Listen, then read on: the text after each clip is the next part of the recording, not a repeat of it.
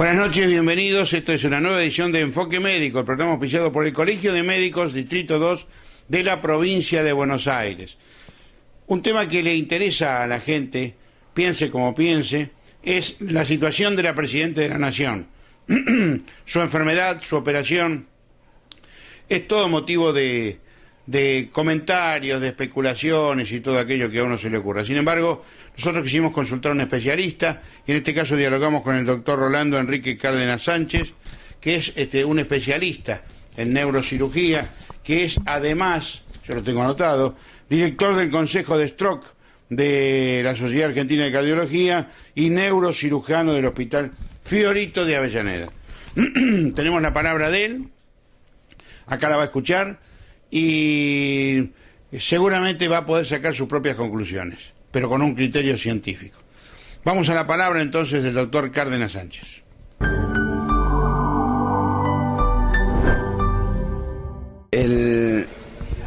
La patología por la cual la presidenta, de acuerdo a los reportes oficiales, se ha determinado, ha sido un hematoma subdural crónico, que es una patología producida por un golpe en el cráneo que ha pasado inicialmente de ser banal a convertirse en un evento quirúrgico en el menor tiempo posible.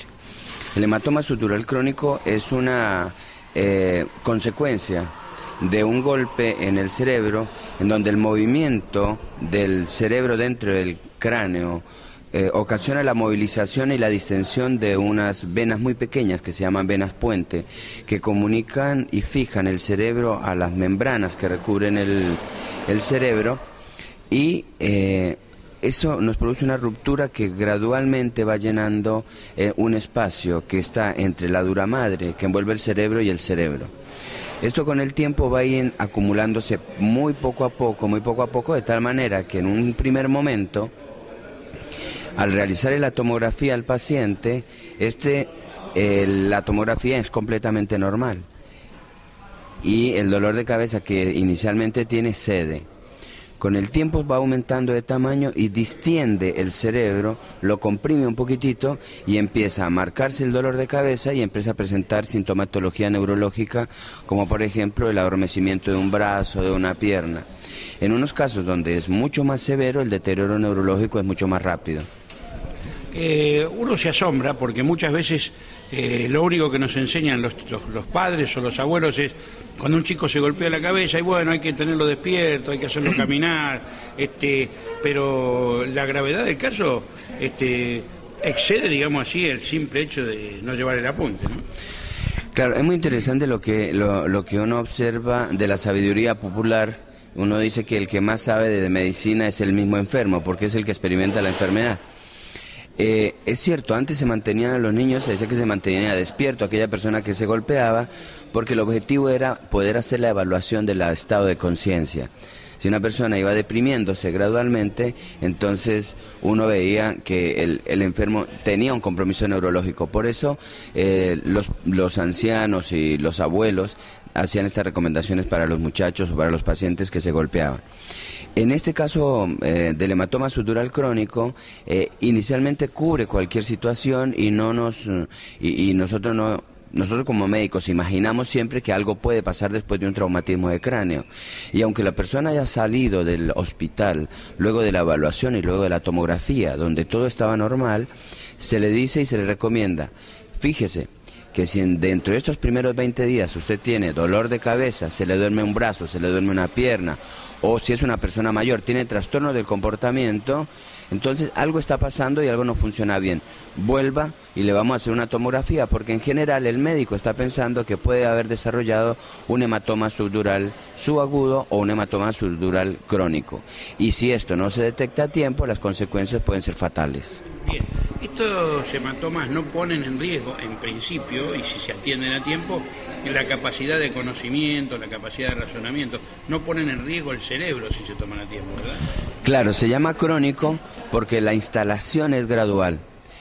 En los casos de accidentes de vía pública, donde es muy importante el traumatismo de cráneo y donde se producen unos hematomas subdurales agudos, generalmente el golpe es muy importante. El impacto que hace sobre el cráneo y sobre el cerebro origina que se forme ese hematoma subdural aguda, que es sangre rutilante, sangre arterial, pero además uno supone que está con lesión a nivel del parénquima cerebral, con lo cual... ¿Qué es el parénquima cerebral? El cerebro.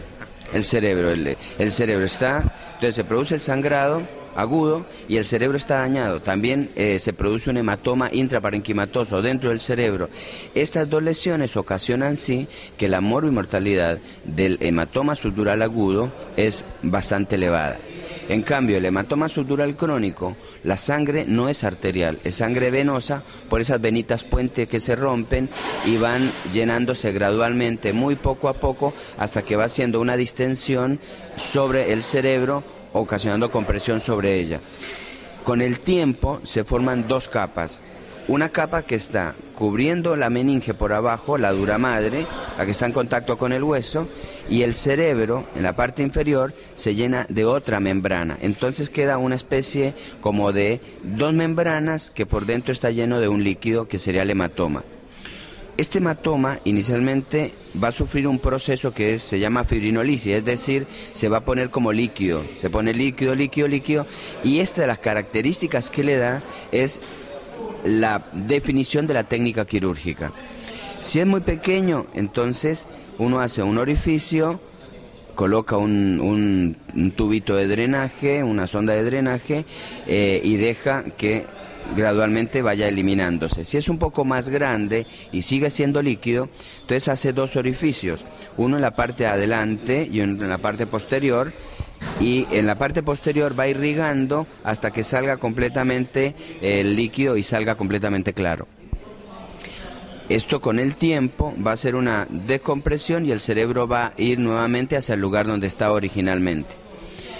Esta sería en caso de que continuara siendo líquido. Si produce un resangrado, que son las consecuencias del aumento del tamaño del hematoma, entonces la cosa se complica.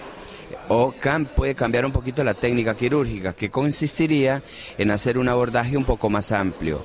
Generalmente se hace la incisión, las dos incisiones anteriores, se amplía un poquitito y se levanta la plaqueta ósea, se aborda directamente la membrana que cubre el cerebro, se abre un poquito, se corta y se coagula la membrana inicial que le formó el hematoma, aspira o lava el hematoma y los coagulitos que haya, y en la membrana que está cubriendo el cerebro, entonces uno lo levanta un poquitito, coagula muy poquitito para que no resangre y vuelve otra vez a levantarlo muy ligeramente para después volver a colocar la tapa del cerebro, el hueso, y dejar un drenaje en la parte de atrás, esto durante un tiempo, y después en la recuperación, que como no se ha tocado el cerebro, como el paciente debe estar muy bien y debe estar en muy buenas condiciones, lo que hace es mantenerlo con las piernas un poquito levantadas, uno levanta la cama, la cabeza está un poco más abajo, empieza a caer por gravedad del líquido, no se aspira sino se deja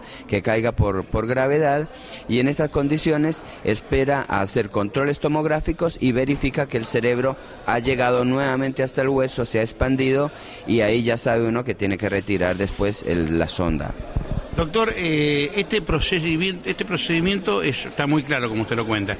Puede ser el que se le haya realizado a la Presidenta de la Nación, alguno de esos procedimientos, y esto determina el reposo posterior de 30 días para controlarla.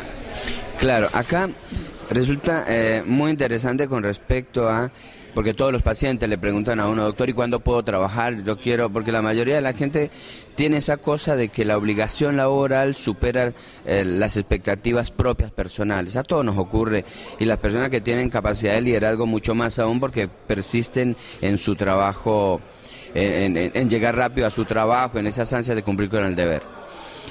Pero la verdad es que todo procedimiento de cicatrización en el organismo dura 15 días aproximadamente. Algunos 1 o 2 días más, pero en general son 15 días lo que dura un proceso de cicatrización.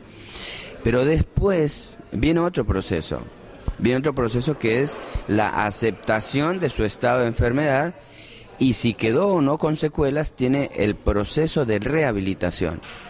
Entonces, si tenía una dificultad para mover un brazo o una pierna, necesita ese proceso de rehabilitación antes de entrar a trabajar. Y así, de esta manera, si uno se pone a pensar, un paciente que no ha tenido complicaciones, que todo ha evolucionado bien y demás, no menos de 15 días para el proceso cicatricial y 15 días para la recuperación. Si todo ha salido bien, es decir, en 30 días asumir absolutamente todas las obligaciones. Pero en general, yo a mis pacientes, primero hablo mucho con ellos, sé las características de su personalidad, sé el grado de contención que tiene, el grado de posibilidad de seguimiento médico que puede llegar a tener y, sin embargo, la inserción en la actividad laboral va a ser poco a poco. Le repito un poco, revuelvo un poco la pregunta que le había hecho antes. Nada de esto afecta a la capacidad de razonamiento, ni a la capacidad de discernimiento, ni a la capacidad para tomar decisiones bajo presión, como está sucediendo con cualquier presidente del mundo, no con Cristina Fernández de Kirchner. Sí, acá uno tiene que hacer una evaluación previa a la cirugía y la evaluación posterior a la cirugía. Cuando una persona ingresa a un evento quirúrgico y la evaluación neurológica determina que previamente ha tomado decisiones, ha sabido decidir los problemas, se ha llevado totalmente bien, no ha tenido ninguna manifestación neurológica, no ha tenido ningún trastorno neurocognitivo, dentro de ese ambiente de la evaluación médica, dentro de una evaluación real, el paciente sometido a este procedimiento no tiene por qué sufrir ningún tipo de consecuencia. Va a seguir con la misma capacidad de decisión y con la misma capacidad neurológica que tiene. Evidentemente, todas las personas que han sido sometidas a un tratamiento quirúrgico y más aquellas que han sido sometidas a un procedimiento a nivel craneal, quedan con un dejo de depresivo inicialmente, pero de preocupación, como le sucedería a cualquier persona, porque me han operado la cabeza. Entonces eso necesita un tiempo también como para poder hacer un autoanálisis, saber que las cosas y aceptar que fue operado y que quedó bien. Durante todo este proceso también hay una situación muy particular y es idiosincrática, es decir, es propio de cada persona, de cómo enfrenta sus problemas, cómo lo resuelve y cómo acepta cada una de su situación personal. Doctor, si le parece bien, hacemos una pausa. Y después, salvo que usted tenga algo más que agregar sobre la operación que sufrió Cristina Fernández de Kirchner, nos vamos un poco a lo que es el ACV y todos los cuidados que hay que tener, porque en los últimos tiempos se ha notado, no sé si por una cuestión mediática o porque realmente sucede allí, un incremento de los accidentes cerebrovasculares. ¿Esto es así? Bueno, con respecto a la primera parte de su pregunta, sí, a mí me gustaría agregar que el evento que ha sufrido la presidenta, todo lo que hemos podido hablar los médicos que estamos ajenos a su equipo médico, no podemos enfatizarnos en su cuadro clínico porque desconocemos tanto la evolución, el cuadro clínico y la técnica quirúrgica. Y podemos en algún momento, haciendo nuestras descripciones, dado las preguntas que nos hacen los periodistas en los diferentes medios de comunicación, poder no acertar adecuadamente, pero quiero que quede claro que no es específicamente de ella que estamos hablando, sino del evento, de la patología propia. Deseamos que, obviamente, que el grupo de médicos que lo operó fue un grupo médico de excelencia, hay muchos médicos conocidos, y sabemos que pudieron haber aplicado también algunas otras técnicas. Hay otra técnica también que yo no hablé en su momento, pero porque nosotros habitualmente no la usamos, que es la técnica de de la endoscopía. Pero seguramente el control del cual nos referimos el día de ayer, hablaron que le realizaron varios controles tomográficos. El control tomográfico después de las cirugías, después de la evacuación del hematoma subdural crónico, es importante porque no solamente nos determina que el cerebro se está expandiendo, ocupando el lugar que antes estaba el hematoma subdural crónico, sino que también no ha presentado resangrados, y cuidamos de que ese es el objetivo de las tomografías repetidas, cuidar que no haya habido ningún resangrado y que el hematoma no haya crecido y que por el contrario vaya hacia la tabla ósea, o sea el hueso, el cerebro creciendo y recuperando su extensión. Vamos a hacer una pausa. Cuando volvamos de la pausa vamos a continuar dialogando con este profesional aquí en Enfoque Médico, el programa auspiciado por el Colegio de Médicos Distrito 2 de la provincia de Buenos Aires. Recuerde que si usted quiere puede volver a ver este programa en www.productoraalas.com.ar, en youtube.com/alasproductora y en Facebook/alasproductora. La pausa ahora.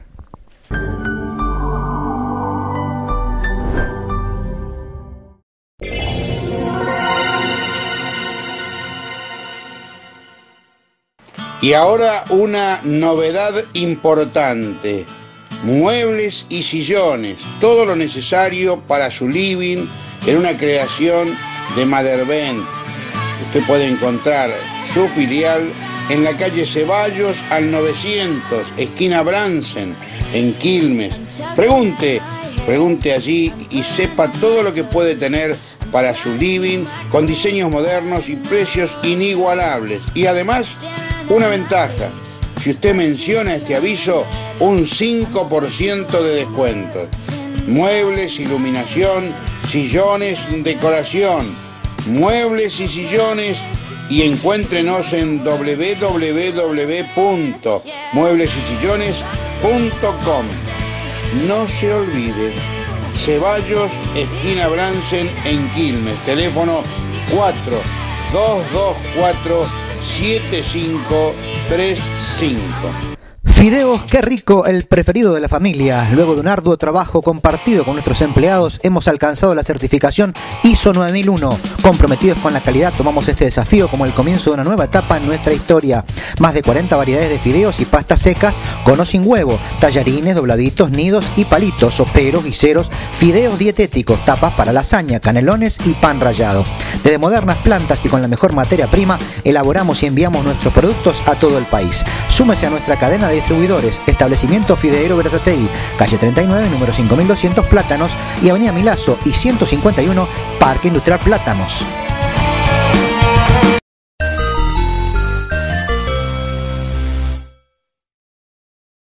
Vueltos de la pausa, vamos a hablar ahora en la segunda parte con el doctor Cárdenas Sánchez sobre los ACV.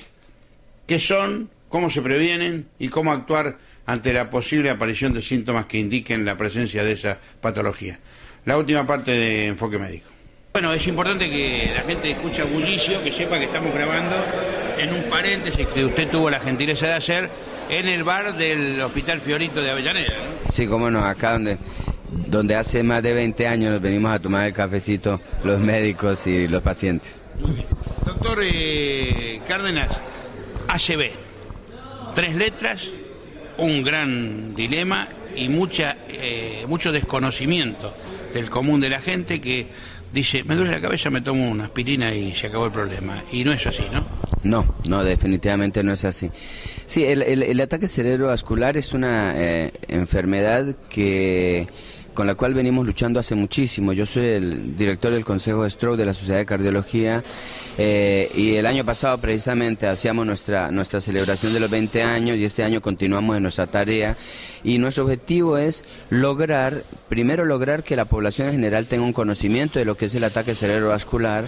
En segunda medida, lograr que haya una actualización del personal médico y paramédico a fin de actualizarnos en los protocolos, en los manejos, y también en la actualización de la instrumentación tecnológica acercada para el manejo del ataque cerebrovascular.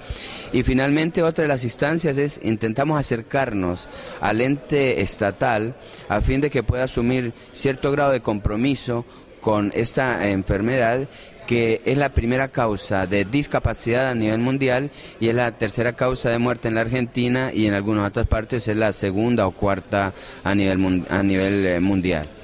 El ataque cerebrovascular es una enfermedad que puede prevenirse, es una enfermedad que tiene tratamiento y es una enfermedad en la cual debemos actuar muy rápido.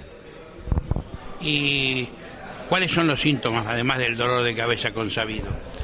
Bueno, el ataque cerebrovascular es una enfermedad que se caracteriza o porque una arteria del cerebro se tapa o porque una arteria del cerebro se rompe. Si una arteria del cerebro se tapa, entonces no le llega oxígeno al cerebro y se produce un infarto cerebral. Si una arteria del cerebro se rompe, se forma una hemorragia o un hematoma cerebral, y los dos tienen sintomatología diferente.